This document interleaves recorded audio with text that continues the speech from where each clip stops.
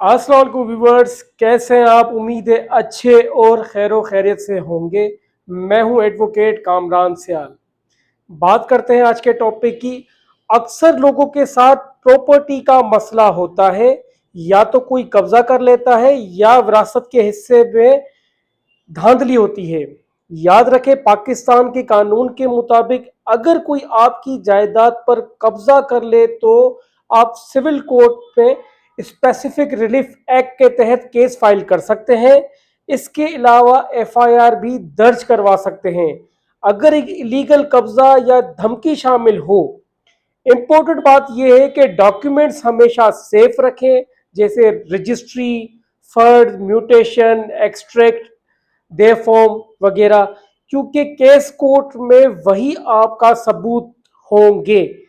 अगर वीडियो अच्छी लगी तो हमारे चैनल को ज्वाइन करें। अगर आपके साथ भी किसी ने फ्रॉड किया है तो कमेंट सेक्शन में जरूर बताएं। Thank you so much.